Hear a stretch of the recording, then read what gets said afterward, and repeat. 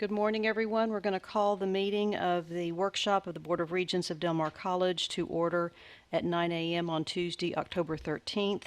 Again, this is a workshop session. I'm going to call the roll. Dr. Adami? I'm here. Thank you, sir. Ms. Averett?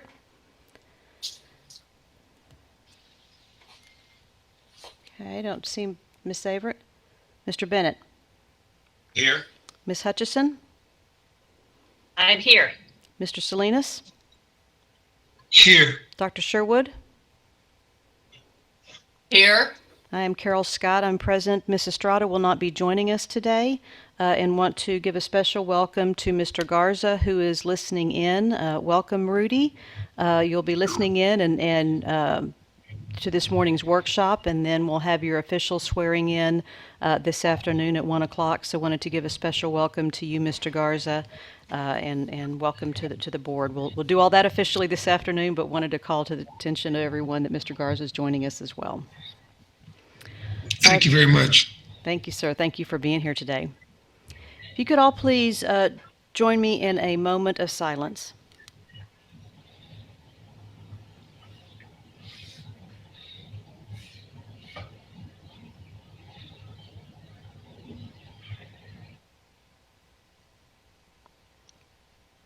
Thank you very much. And please join me in the Pledge of Allegiance. I pledge allegiance to the flag of the United States of America and to the republic for which it stands, one nation, under God, indivisible, with liberty and justice for all. And if you'd all please join me in reading the Del Mar College Vision Statement.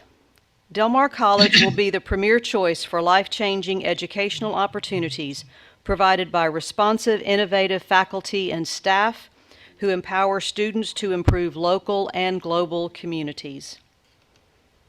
Del Mar College is streaming live audio and video from the official Board of Regents meeting and the college's website in real time, with the exception of portions of the meeting considered as closed session by statute. The public was given an opportunity to provide comment during this time. We did not have anyone call in and register for public comment, so we will proceed with our workshop agenda for today. Would like to call on Miss Tammy McDonald and folks from Weaver who are going to be conducting our workshop today. Regents, as you recall, we began this discussion a while back talking about the process by which the board reviews policies on a regular basis, and we wanted, as part of our annual board self-evaluation, to improve that process and to create a little bit more structure around it. We've had a couple of different discussions now about that, and today's work and today's workshop, being led by Ms. McDonald and the folks from Weaver, is the continuation of that discussion, but you'll see a lot of structure today and a lot of things to discuss today, so I appreciate your patience. As we got into the fiscal 21 year, this was the year in which we're going to do the majority of this work. So I'm going to allow Dr. Escamilla to make a few comments to start with, and then we'll turn it over to Mrs. McDonald. Thank you, Madam Chair, but I think your comments are spot on. It's a continuation of the development of our overall policy structure here at the college, especially as it relates to the Board of Regents. And I appreciate the good folks from Weaver joining us today, and certainly all the work that's gone into it from Ms. McDonald and other team members. This is particularly important work as Regents are as a board are designed to be a policy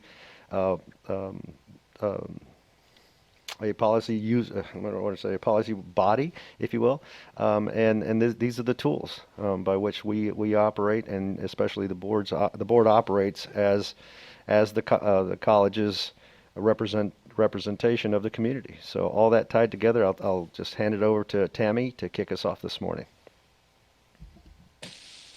Thank you, Dr. Escamilla. Good morning. As Chair Scott and Dr. Escamilla just said, this is our policy project. It's our FY21 policy project. So this is our second workshop, and we will have the workshop presentation and facilitation today by Dan Graves and Adam Jones with Weaver. And we were concentrating on this particular presentation the very valuable input that the board provided in the September workshop. So we took that information and notes and based this presentation around some of the items of the board priorities for the board's expectations or objectives that they wanted to see. So I'm going to go ahead and turn this over. I believe Dan Graves with Weaver and Adam Jones. Turn it over to them. Dan? Thank you, Tammy, Regents, Dr. Escamilla. Appreciate you having us here today.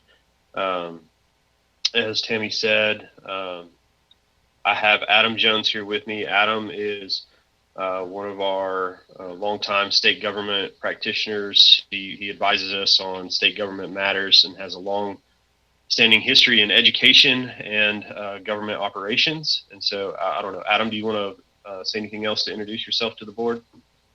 I think that's a great introduction. It's a pleasure to be here. I regularly collaborate with Dan on issues of strategic governance in community colleges, state agencies, school districts. It's a pleasure to be here, and you guys are doing really important work. So if we can go to the next slide, please.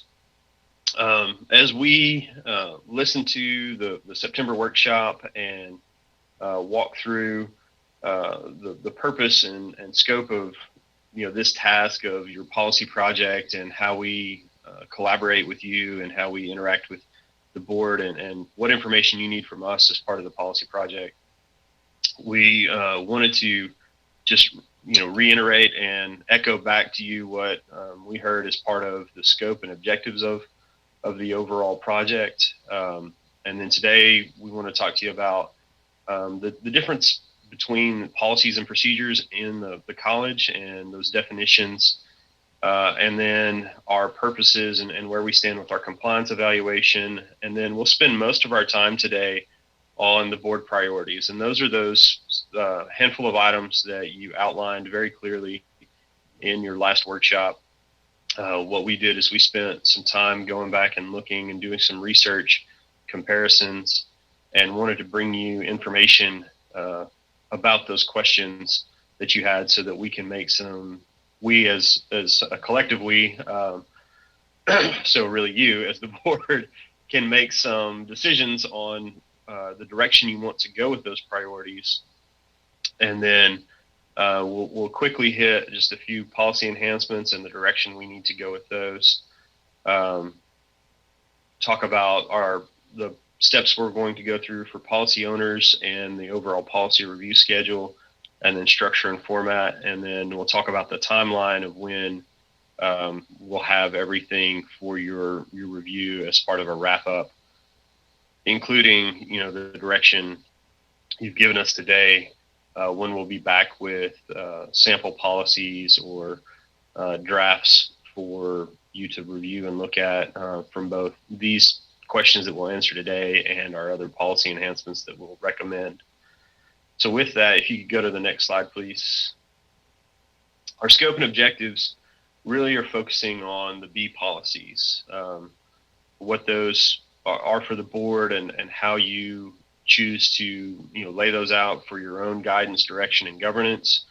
And then focusing on the areas within those B policies with compliance of all the major compliance categories, federal, state, and accreditation standards, but then also bring back to you best practices that we see within Texas community colleges as we operate in an audit capacity and advisory capacity with other community colleges across the state, but then also based on digging in, corresponding and researching with those colleges. The overall objectives really is to just bring back and recommend policy changes or recommendations for you to consider to align with some of the compliance requirements and best practices, to provide you input on your policy priorities, which we'll do today. Recommend the assignment of policy owners. So as we go through all the Del Mar policies, to provide you recommendations on who we think is a reasonable and logical owner of that policy to update and maintain on an ongoing basis, and then a schedule by which that we would recommend the board review policies for content and alignment with your own strategic goals and initiatives. and then provide a recommendation on changes just to make board policies usable, and then have an overall policy recommendation about your role in the review of policies and what that overall schedule would look like. And so that is the scope and objectives as we understand it. If there are any additions or comments about that scope and those objectives, as we're working on your behalf, I would love to hear any sort of edits or inputs that you might have as part of making sure that we understand the overall goal and scope of this project accordingly.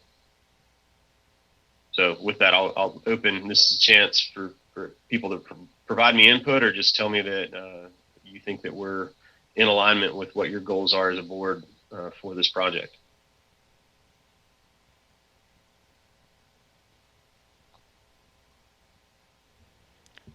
In these So- meetings, Ben, we take silence as concurrence. That's what I was about to say. Silence usually means no or no comment. So I will just proceed on with the next slide, please. Our regents are not shy about turning on their mic and letting you know if they have a question or comment. So Yes. Thanks. Fantastic. So really where we wanted to start our conversation is, the differences in policy and procedure and what the board's role and how the board aligns with the development of policy as outlined specifically by SACS, the accreditation body of the college that I know you're all aware of, and their definition of the role and how the governing board fits is to ensure a distinction between the policymaking function of the board and the responsibility of the administration to actually implement that policy. And so really having, as that hopefully lays out clearly for you, is that, the role of the board is to provide a function for the direction of the college, and then it's Dr. Escamilla and the Del Mar faculty and staff, their responsibility to take those directions and create procedures to go implement those policies. As the SACS outlines in some of their guidance, they do have very clear questions that should be considered when you're talking about the distinction between policy and procedure. Provided this for you on the slide about board materials clearly reflecting those roles and responsibilities, and from both board materials and administrative materials, and then clear examples in practice about the board setting direction and then the administration and faculty implementing those policies. And so as you as I facilitate that conversation today about what's a policy and where we're at with a policy, where we're making some determinations about the direction of a policy, wanted to outline, for you and just bring a refresher that I'm sure you've all been through and know that the distinction between policy and procedure and the direction that SACS outlines as part of an overall guidance structure for you as a board.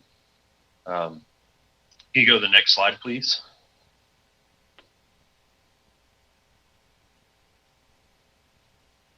So one of the key things, or a couple of the key points as we outline the differences in board policy is, it provides that direction, purpose, and authority for college-wide considerations.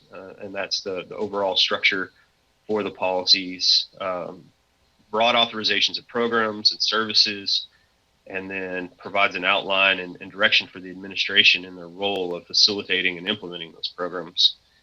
And then we take in the administration's responsibility to define how a policy is executed. So the blocking and tackling and nuts and bolts of the execution, describing and assigning personnel responsibilities or assigning those responsibilities for administration to a specific function.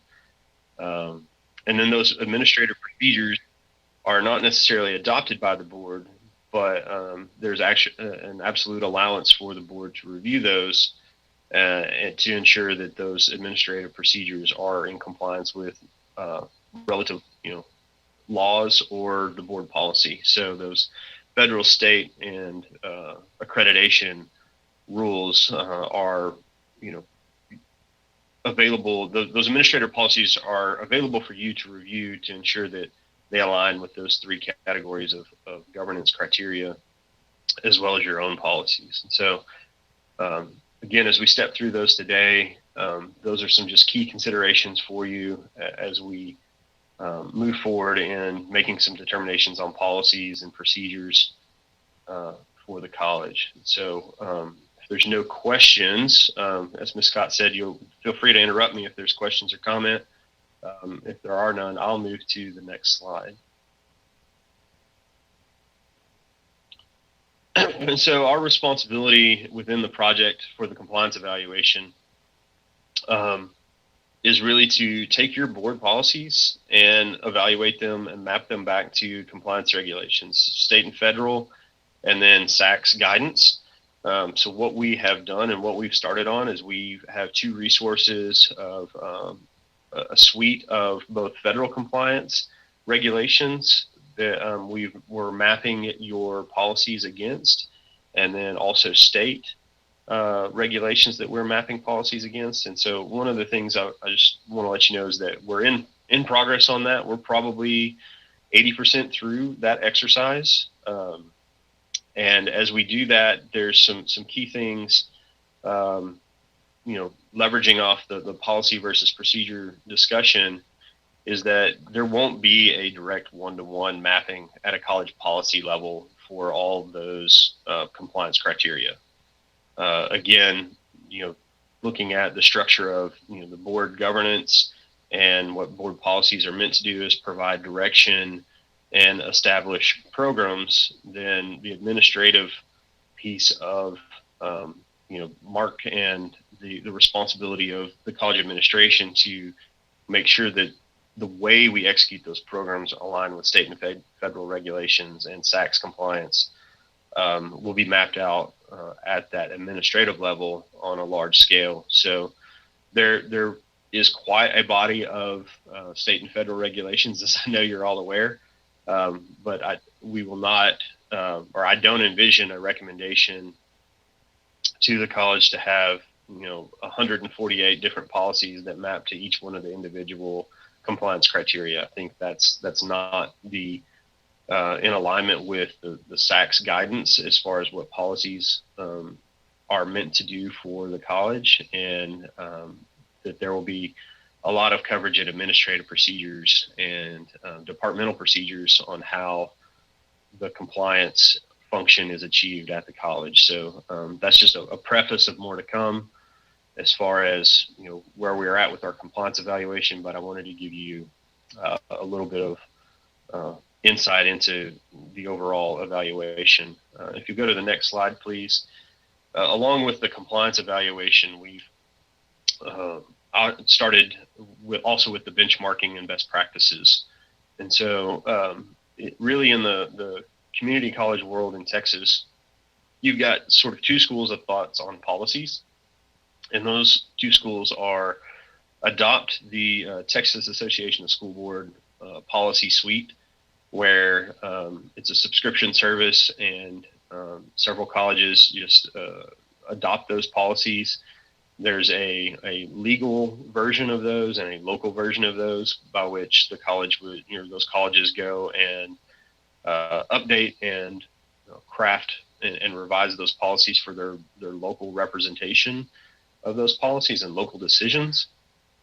And then you have a school of thought that is locally created, where the entire policy suite is developed, adapted, and crafted specifically for that college. And I wanted to provide for you just a breakdown of the 50 Texas community colleges across the state, and categorize them for you based on the Texas Higher Education Coordinating Board's size criteria. So these very large, medium, and small come directly from the co-board's classification system, and wanted to break out for you just exactly what those look like. And so you'll see at the very large college level, it's almost a 50-50 split. Easy math there with 10 is a 60-40.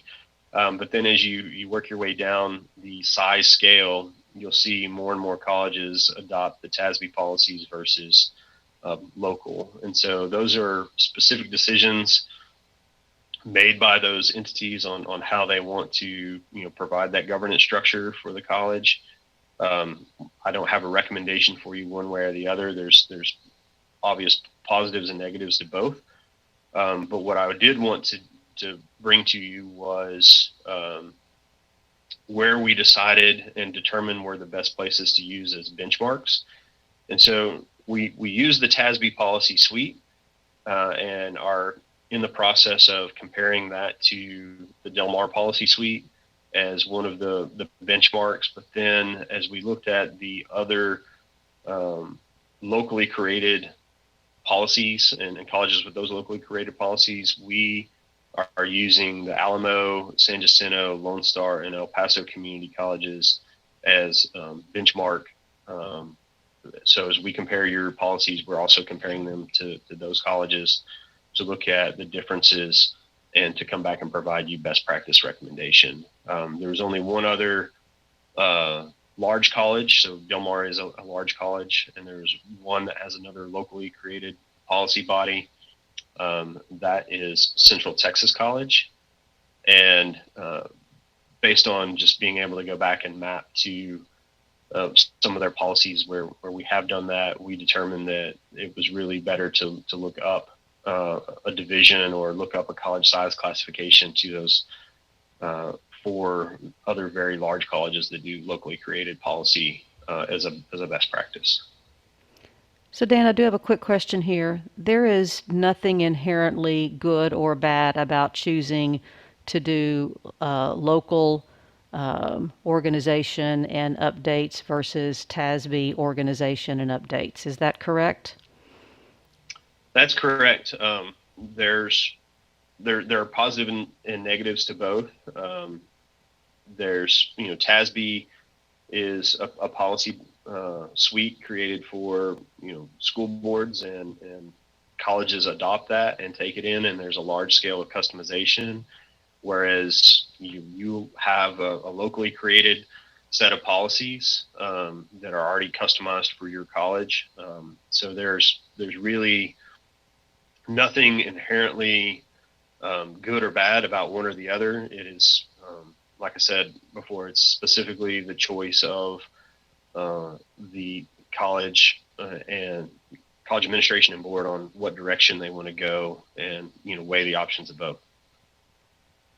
Thank you.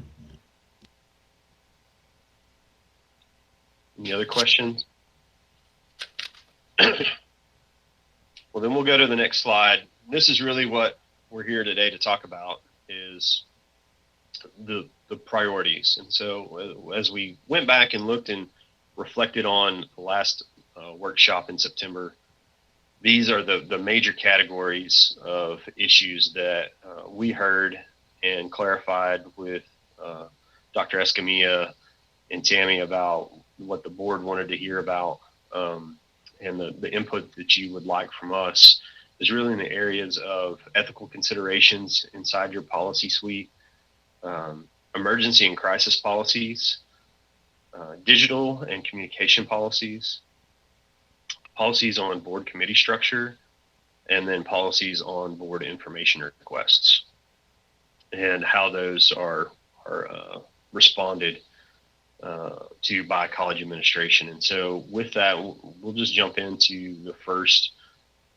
question, or the first area of ethical considerations.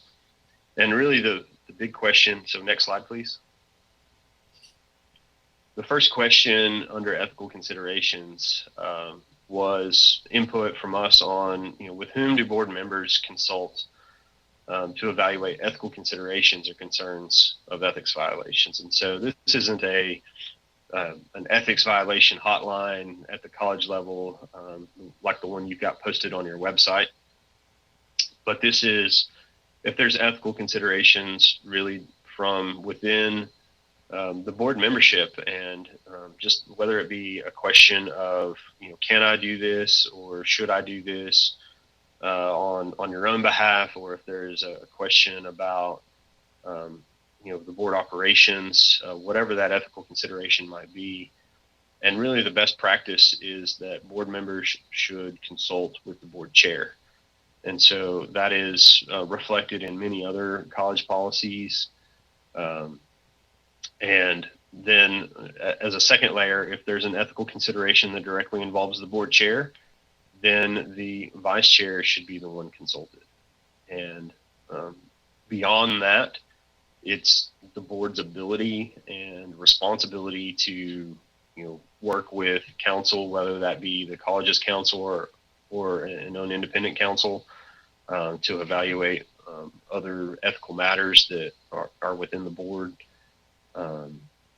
for your consideration to determine what the appropriate response, whatever that ethical consideration might be. So, Adam, do you have any input or comment on that as well?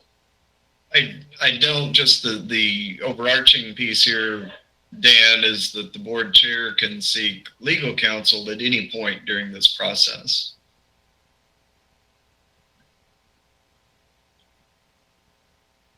So from an ethical considerations standpoint, are there any further questions about a part of the ethics considerations? This is, I don't believe, something that's currently within your policy suite, and so this would be an addition or edit that I would recommend.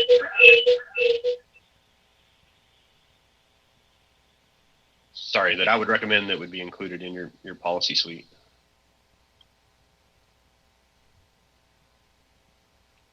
So one question I do have for the board, is this something, or I guess, Ms. Scott, how would you prefer to handle that with decisions on what needs to be updated in board, and to get some direction from you about what kind of drafts or language that would be, sample policies that I could provide back to the board at our next meeting, what that would look like? Is it something that we want to make a decision on, or how do you want to handle that?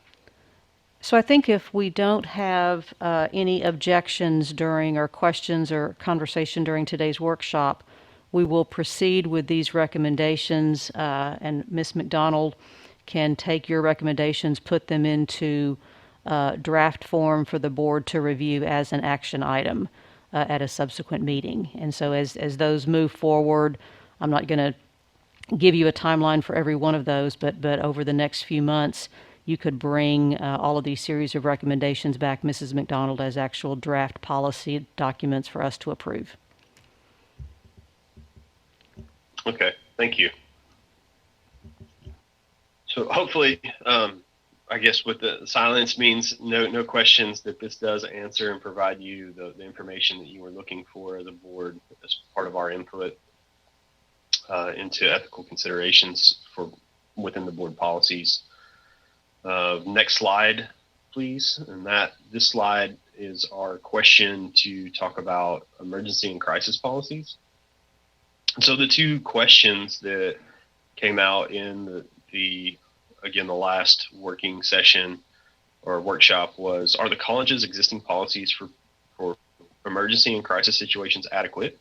So a global question on just, do we have the content in our policies that should be there? And then the next question was, what are the powers and or responsibilities delegated to the CEO in times of emergency and crisis? We use the language CEO because that is reflected in the SACS guidance. That's how the position of the college president or chancellor is referred to as the chief executive officer. And I believe that also is similar to the language used in your existing policy. So that's why we worded it the way we did.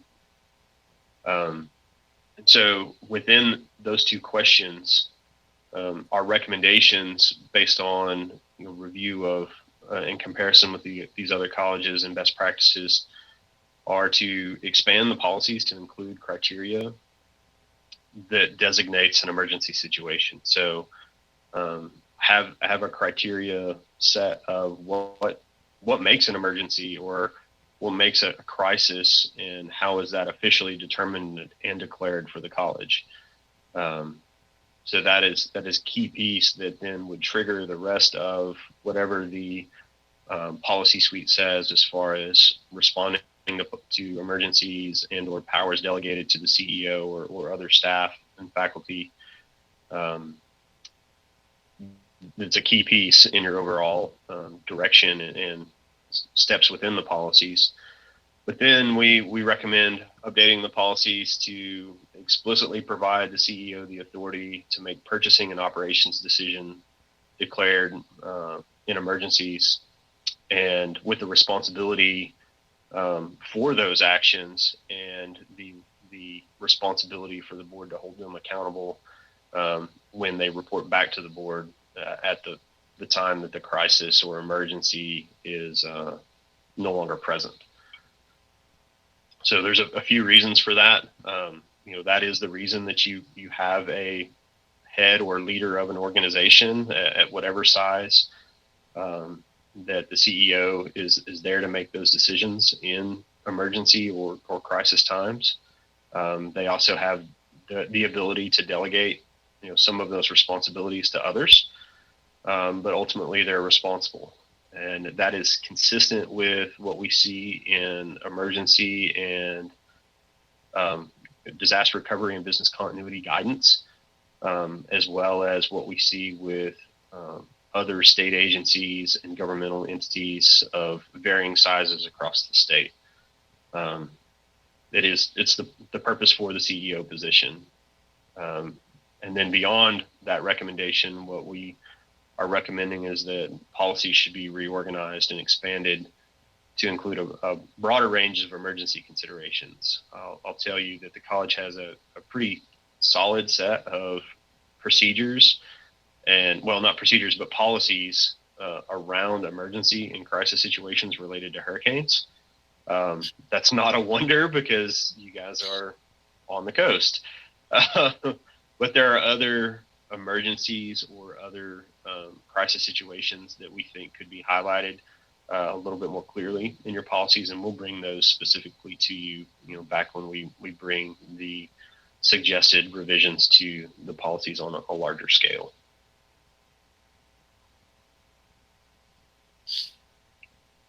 So no questions or comments there.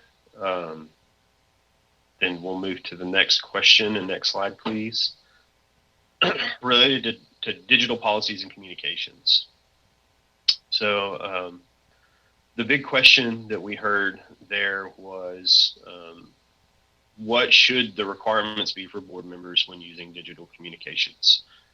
And this really centered around, how the board uses digital communication amongst the group and then publicly, and specifically questions about email and devices provided to the regents, or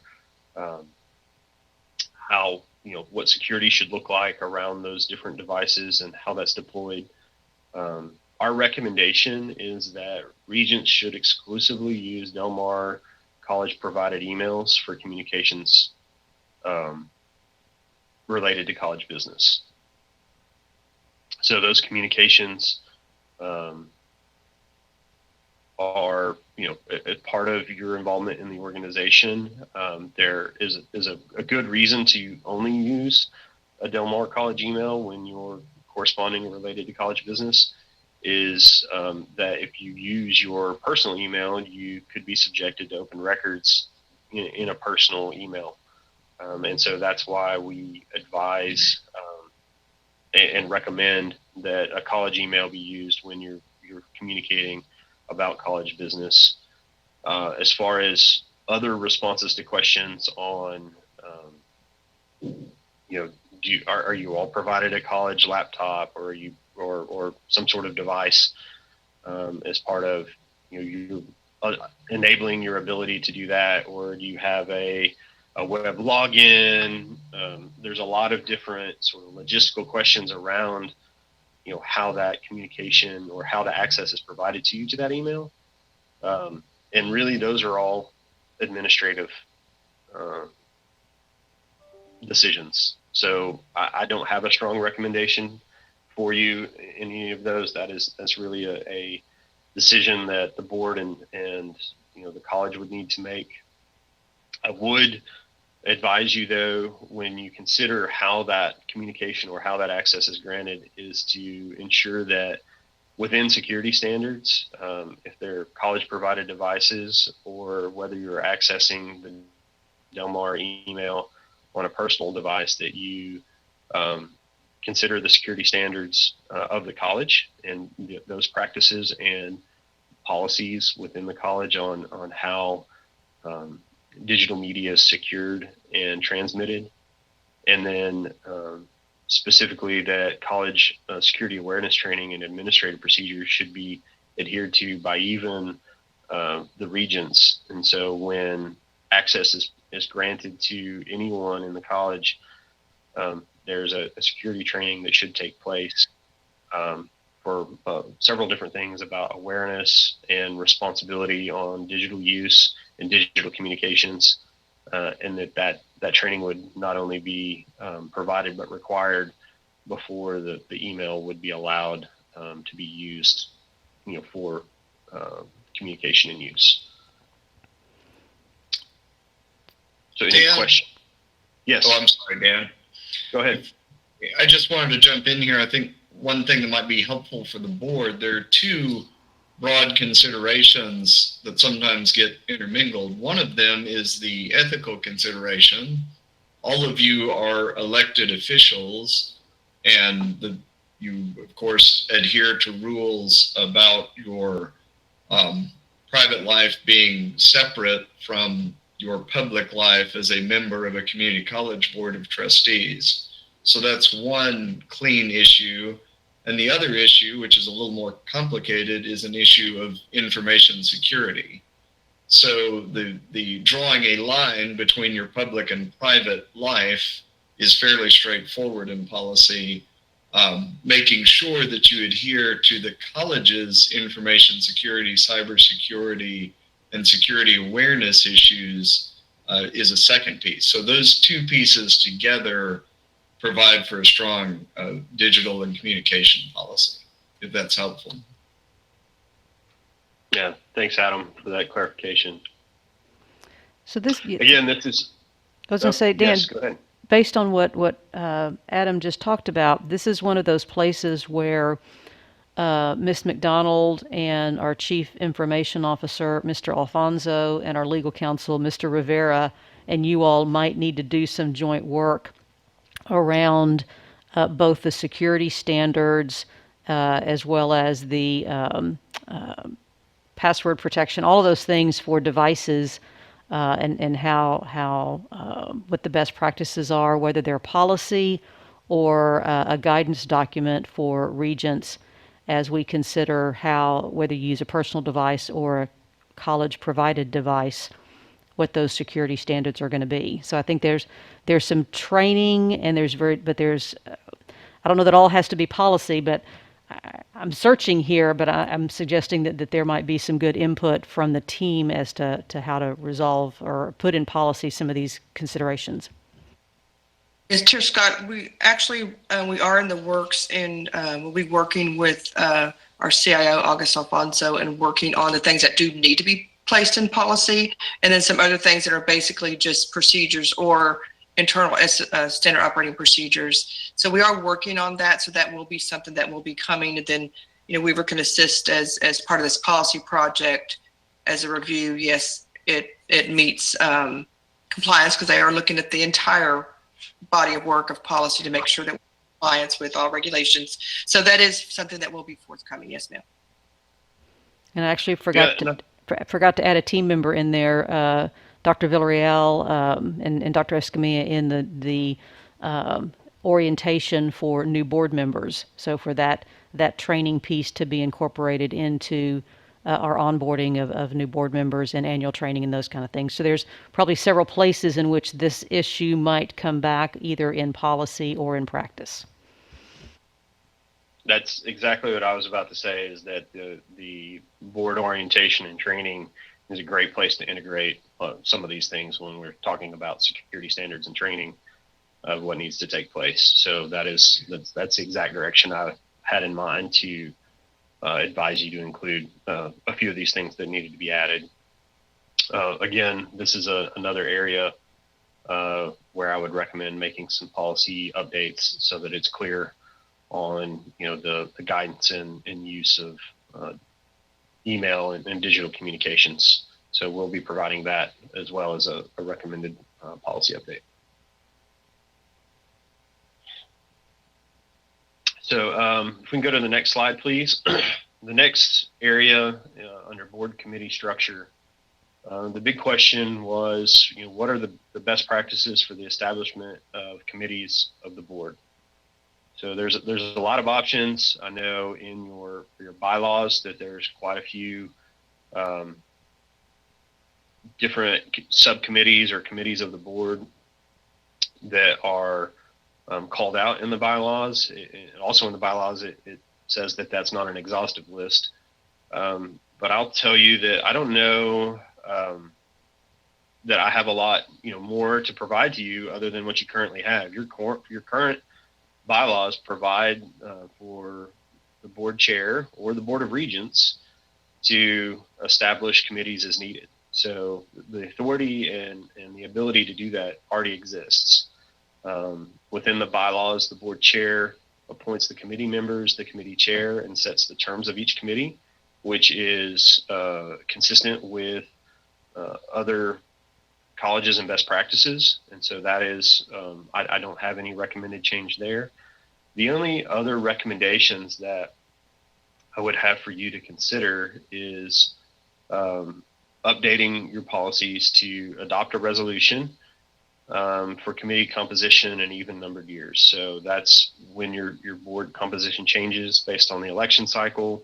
And so every time the board composition changes significantly, that you have the ability to, or even if it doesn't change in the time of an election, but once the board is sort of regrouped, that you have a procedure to then go and adopt that resolution on how you want the board to operate for the next period.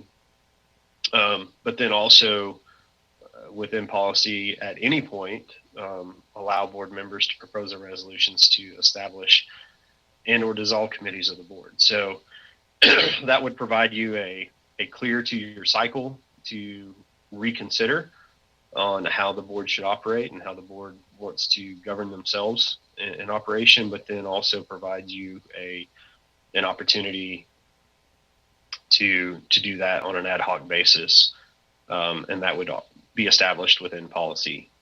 So you currently have all that ability, but then adding these two as part of board policy just further clarifies and predetermines a cycle to at least reevaluate it on a regular basis. Madam Chair, may I ask a question, please? Absolutely. Yeah, this is Regent Hutchinson. Dan, do you have a brief for or against including or retaining all of the committee details that we have when we're traditionally not setting up those committees? Does it make sense to allocate that amount of space and energy in our policy to those committees, or would it be possible to just say the chair can set up whatever committees at whatever time under whatever circumstances? I don't have a brief one way or the other. I'm just wondering. Seems like an issue. Yeah, I don't have a strong opinion on that. It's really the board's decision on how to regulate themselves. I will tell you that the current bylaws, are conform or align with current best practice to where, Okay. at this point, if the board wants to, that they can establish committees, and there's no, at any point, according to the bylaws, and Mr. Rivera can correct me if I'm wrong as your counsel, but I do believe that is what they say. And as we've gone and evaluated several of the other large colleges and very large colleges, it's a mixed bag on who has committees and who doesn't. I'd say probably, there's some common committees that some have, like an audit committee, but again, there's really no clear pattern as to who has them and who doesn't. It's purely a decision that is made by the board on how they want to operate within their current governance structure. So, I guess I could understand that the flexibility to create or not create committees would be a best practice. I guess I'm wondering about a set of policies that say all the details upon which they can base the decision, or the details about how those committees would be set up. I don't see any problem with including that language, but I'm asking you if there is one that isn't. Do most of the colleges go on to say sort of a such as they can create these committees, including the following, without excluding anything else? Clear. So they do have something similar to what your board bylaws have now. Your board bylaws list out, I think it's 6 or 8 different committees that say, Right. these are the types of committees that are available, but it's not a limited list. So your current bylaws align with that best practice. Okay. I will tell you that maybe something else to consider is, requiring each one of those, and that is a best practice of just governance when you set up a committee or subcommittee, is to have a charter of what that committee is. And, it's clear that these committees are subcomponents of the overall Board of Regents. And so those committees wouldn't have voting authority because they would be a subcomponent. So typically a committee is made up of less than a quorum of the board, and they would be able to typically provide a recommendation to the board.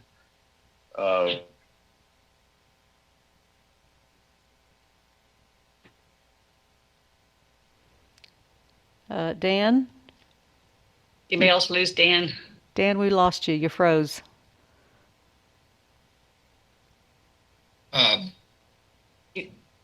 Madam Chair, if I may, this is Adam Jones. Yes. I'll try and complete Dan's thought. Thank you. Good governance can take all forms. In a relatively small body like a school board or a community college board of trustees, some of them function as a committee of the whole for years and years and years, and a perfectly effective structure. The language in your bylaws is, of course, your call. You have a very common committee structure in your bylaws now. As Dan says, it adheres to best practice. Some of it is, how clean do you want your bylaws? Do you want to mention those 6 committees that you may or may not appoint? Do you want to leave it off? I mean, that's between you and your council, but I would just say good governance is not dependent on a committee structure. So I think I given... have an IM from Dan, and I think he's dialing back in. Okay. Yeah, I'm back on. Thanks. Sorry, the cut out of technology. Not a problem. Well, I think given our discussion at the board retreat and some of the discussion today, I'd like to offer some guidance and then allow the board, I'm going to take this off for a second, allow the board to provide correction. So the recommendation that the board may consider adopting a resolution for committee composition in even-numbered years, I think makes sense, and then allowing the board members to propose resolution or dissolving of committees makes sense. I would eliminate the list of committees from our bylaws because, again, in practice, they have not been used for the past decade. But then in policy, that maybe as part of that resolution, when a committee or committees are established, that there be a charter and that we include some of the language that Dan and Adam just talked about with regard to not acting on behalf of the board unless given explicit authority to do so, and would consist of less than a quorum of the board. Those couple of elements in policy would then give the board, in even-numbered years and at any time necessary, the ability to establish committees as long as those committees, again, have a charter and abide by those other just real simple points, but then delete the list of committees that are there since we're not using them. Anybody have objection to that? or concurrence or thoughts? I'll give concurrence. I think that's very clear, Carol. Good job. This is Mary. The only thing I think might be worth a discussion is whether or not we want to have a standing audit committee. So certainly by policy, we could do that in this iteration. That could also be part of the even numbered year resolution, that is established each biennium by the board if they see fit. I think we've discussed that would be the case coming forward because there was enough interest from the members of the board, but whether or not you all want it in policy is up to you. Okay.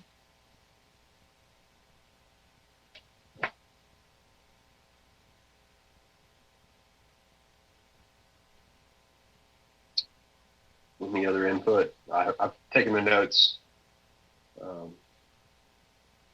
through Ms. Scott's direction there about the updating the list of bylaws or I guess removing the list of the 10 committees that are currently in the bylaws and then adding information about charters, the committee size, and the authority provided to those committees.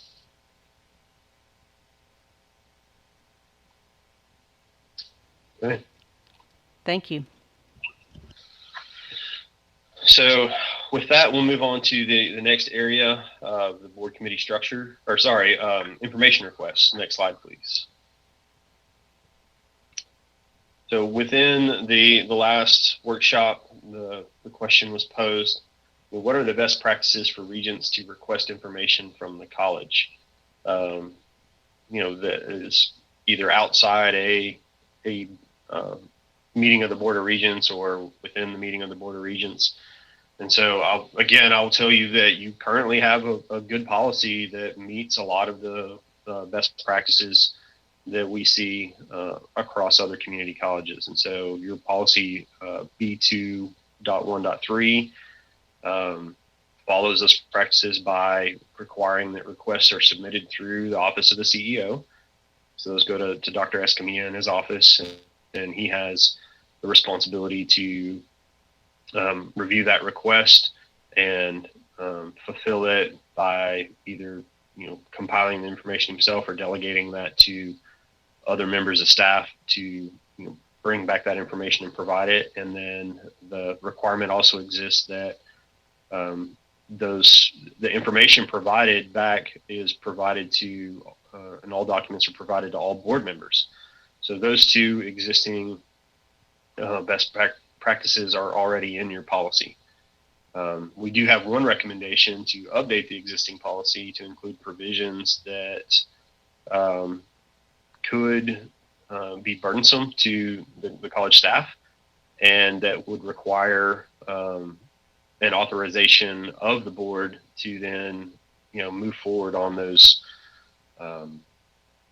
on that request and fulfilling that request. And so that would mean if any board member requested information that took a lot of time or cost to generate and provide, then Dr. Escamilla would have the ability to, or have the responsibility, not just the ability, but the responsibility to bring that back to the board chair, and then the entire board would make the decision on whether or not that request should be fulfilled and whether or not that was a use of college resources that they wanted to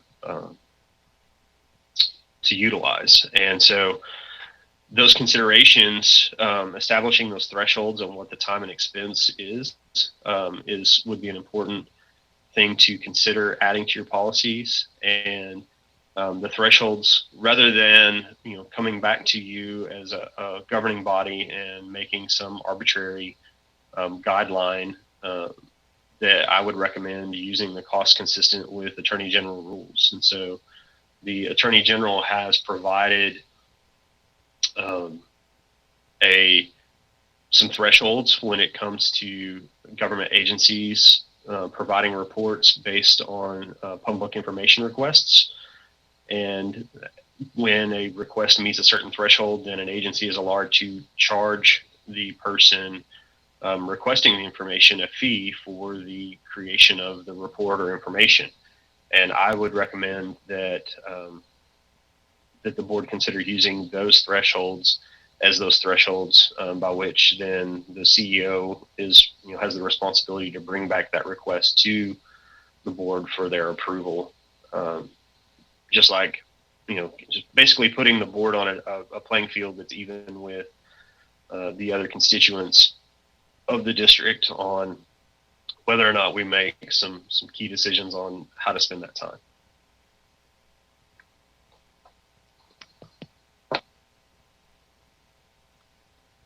Any questions regarding that?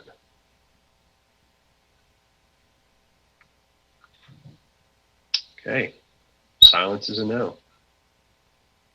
So that concludes the section of this workshop that I had outlined and laid out as far as your board priorities and those questions that you posed in the September workshop on the information that you would like our input or, to utilize us to, go and research and provide you what those best practices are.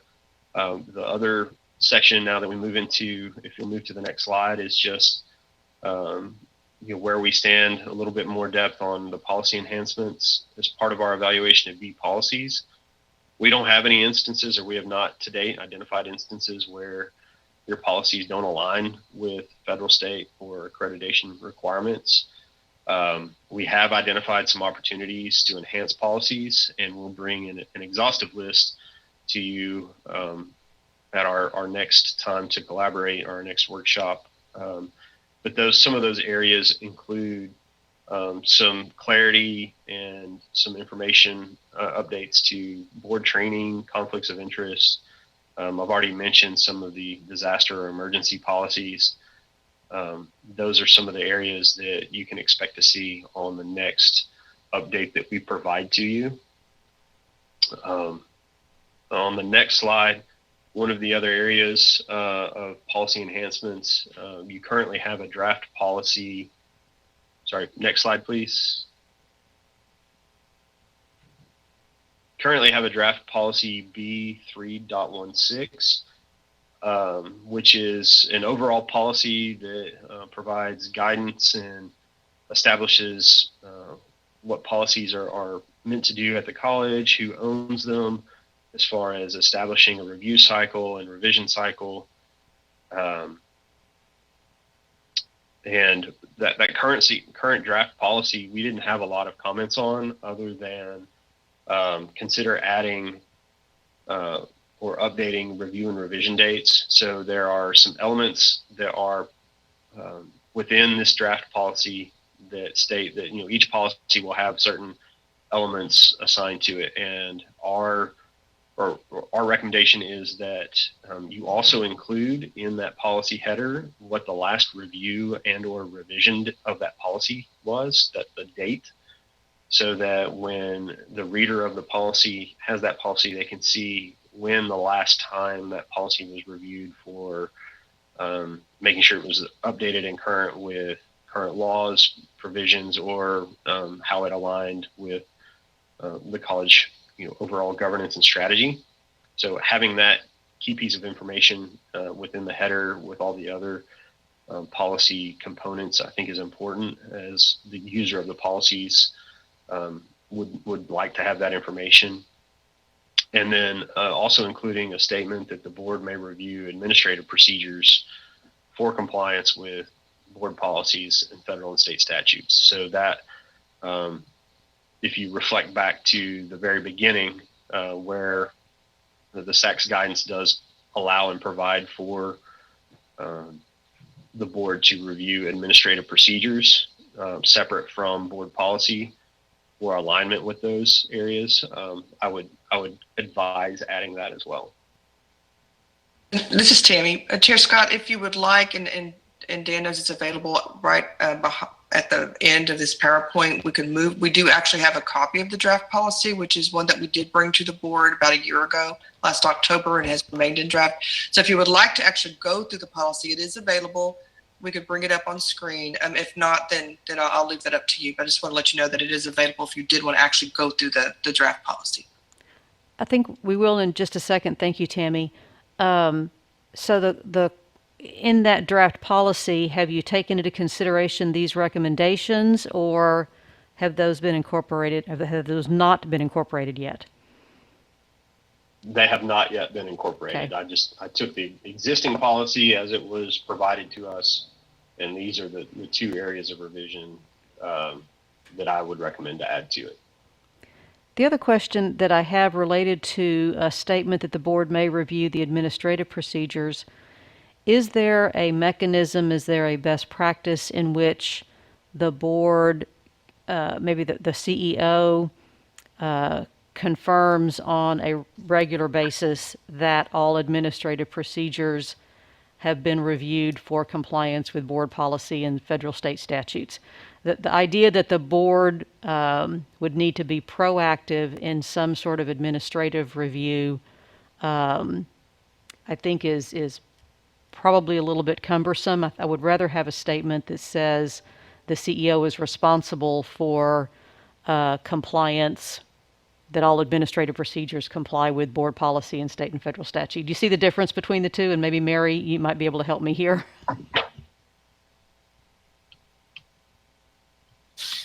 So the sort of situation I was familiar with, basically legal counsel would review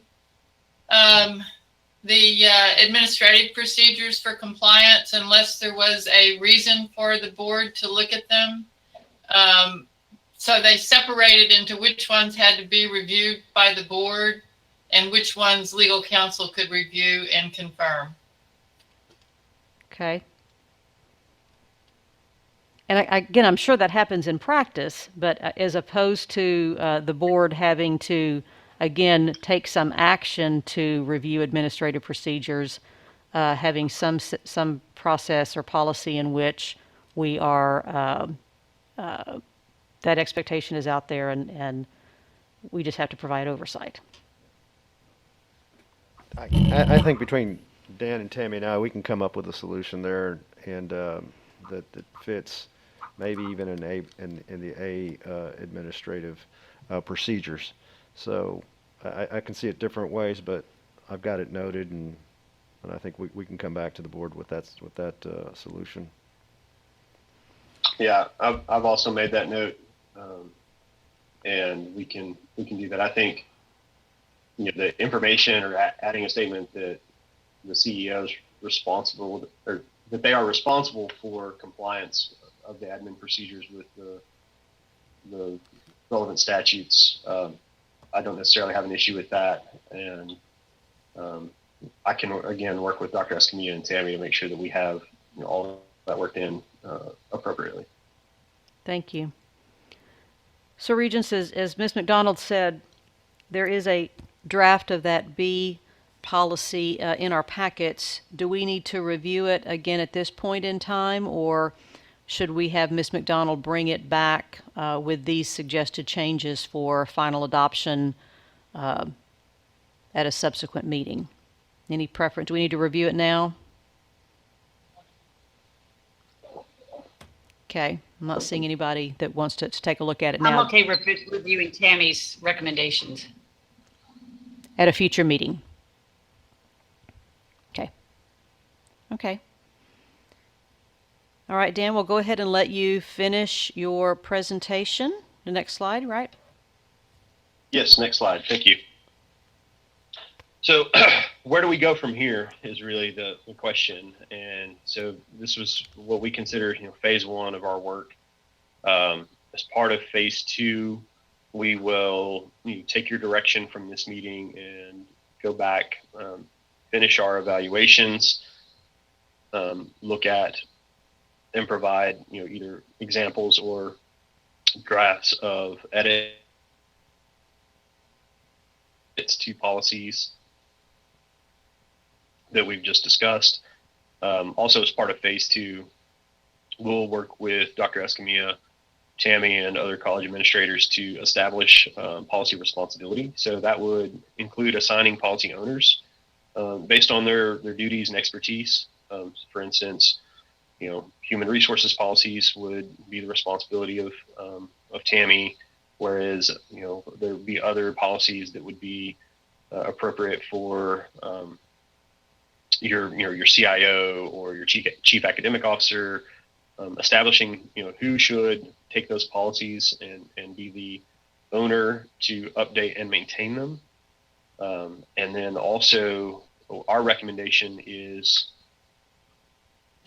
to establish a policy review every 2 years. And so having a cycle by which those policy owners once every 2 years certify that that policy has been either updated or that no known changes to college operations or legislative changes require a policy change. So it'd be one of those three things, either an update or that certification that operations and legislative changes did not affect that policy. And to have that certification and present it back to the board. But then once every 5 years that a policy owner should review the policy in depth and actually present that policy back to the board for reapproval, even if no changes are required. And within your current policy, B 3.16, if you'll notice at the bottom of that, there is a table that maps out sort of a review cycle. One of our, if you agree with this recommendation, then that table would have to be revamped to have and reflect that 5-year cycle, to be staggered. That way you don't get 10 different sets of policies to review in 1 year. You would want that to be a staggered review cycle so that you're reviewing section by section. So my board knows this about me, Dan, that I have to put things in layman's terms. So they're basically reviewed as needed. They're reviewed by the owners every 2 years, primarily following legislative session. And then they're also reviewed every 5 years, even if no changes are necessary. So that's a pretty regular review policy. I like that. Dr. Sherwood? Yeah. I was just going Go to say, ahead. yeah, this makes a whole lot of sense to me. And the only other one I might add in there is if SACS makes any changes, that's explicitly spelled out. Good I notation. can add that. That's a good note. So yes, the policy would be reviewed every 2 years, regardless, and any changes, at a minimum every 2 years, if no other known changes from SACS, legislative bodies, or college operations require that. So at a minimum every 2 years, and then every 5 years, not only be reviewed and updated, but also presented to the board. So the 2-year cycle, the board would just receive a certification that the policy's been reviewed. So this also puts the board then on an annual cycle of reviewing, having a policy review annually for whatever policies are coming up in that 5-year cycle. So in the staggered nature, we would still have a policy review annually. So Tammy, I'll let you work with Dr. Escamilla and his staff on when that might make sense in our board calendar year, so that it is part of our regular calendar, and the board knows in advance when that review cycle is going to happen in one of those supposedly lighter months when we don't have a lot of things on the agenda. I'm not sure when those months are anymore, but you could identify when it would make sense on an annual basis to make sure that's calendared. So I have one other question. One of the things that I'm familiar with in the past way that I've been involved in policy review was that there was an explicit role in that certification coming through the legal counsel to have reviewed it. before it came to the board, and that was part of not just the owner reviewing it, but legal counsel reviewing it. Do we need to be explicit about that? We can't, just to add on, we do, it is our practice, but if you would like to formalize that, we can work with Dan, Dr. Escamilla on doing so, but just to let you know, it is our practice. I figured it was part of the practice, but I just was asking the question, does it need to be explicit? And that's my question.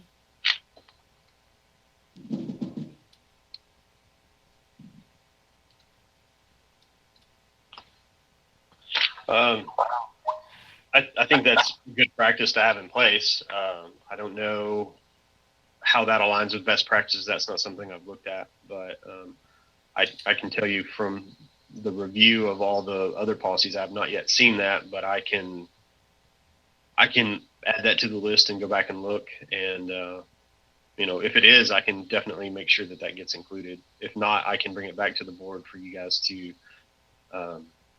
provide that direction if you so choose to have it in there. Or if you choose to have it in there today. I was just asking the question.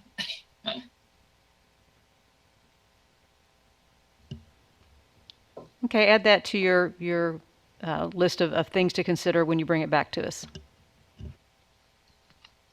If I could just expand it, Dan's right, it's not something we've seen, but as I mentioned earlier, that doesn't necessarily mean it's not a good piece of governance. So I think let us contemplate a little bit and bring that back.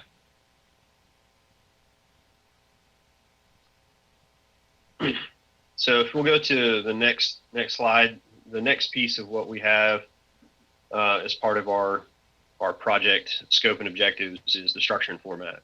And so I didn't want to really work a whole lot on structure and format up until today because of all the decisions that we've just made. When we talk about adding revisions or edits to policies, procedures, it would shape and reshape what the structure should look like. And so as part of this next phase 2, we're going to work with Dr. Escamilla and college staff to look at the organization of policies and whether or not they need to be reorganized or restructured.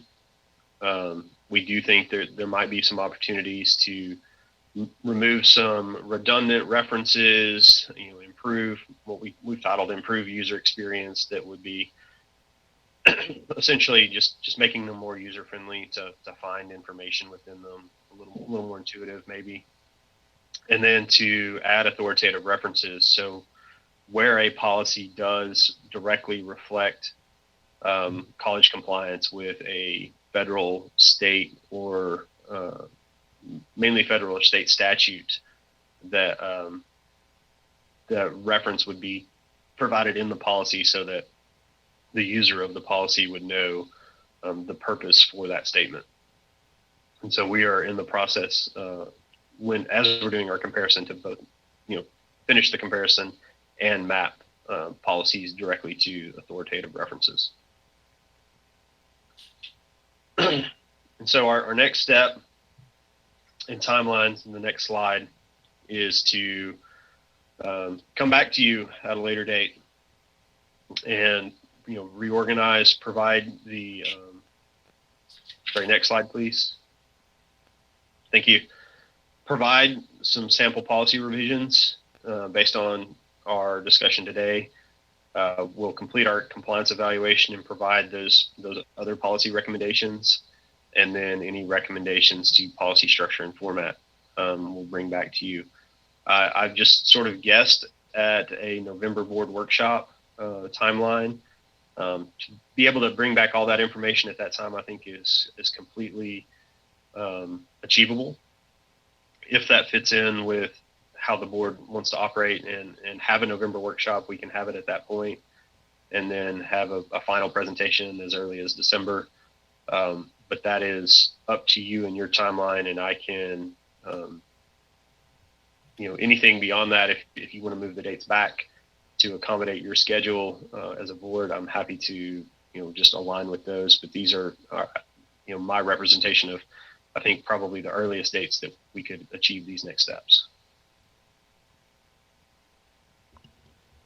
And with that, that's what I have concluded as our portion of today's workshop, and hopefully addressing all the areas that you've wanted us to address as part of the guidance and information provided in the last workshop, and then just aligning with the scope and objectives of our review that you need.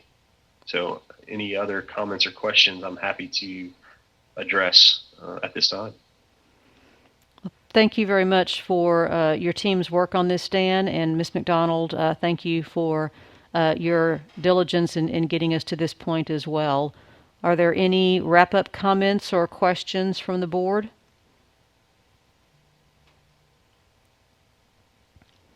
I see none. We look forward to the final details in the next couple of months. Thank you all very much. Thank you. Thank you for your time and for your input today. It was very helpful, and look forward to coming back and presenting in the future. Thank you. Thank you, ma'am. So board members, to try to use our time. And I'll see you this afternoon at the other board meeting. That's right. That's right. Board members, to try to use our time efficiently today, we are going to go ahead and go into closed session to discuss a couple of items. Then the board will take a break. We'll plan on breaking for lunch around 11:45, 12 noon at the latest, and then we'll reconvene at 1 p.m. for our regular board meeting. So allow me to read this closed session language, and then we'll take a brief break while we clear the rooms. So the board is going to go into closed session pursuant to Government Code 551.071, consultation with legal counsel, regarding pending or contemplated litigation or legal claims or a settlement offer, with possible discussion and action in open session, and the seeking of legal advice from counsel on pending or contemplated legal matters or claims with possible discussion and action in open session. And under Texas Government Code 551.087, regarding discussion or deliberation of information received from a business prospect from which the college is conducting economic development negotiations, and or the deliberation of an offer of financial or other incentive to a business prospect with possible discussion and action in open session. And under Texas Government Code 551.072, regarding the deliberation of the purchase, exchange, lease, or value of real property with possible discussion and action in open session. The time is 10:17, and we will reconvene at 10:30 a.m. Regents.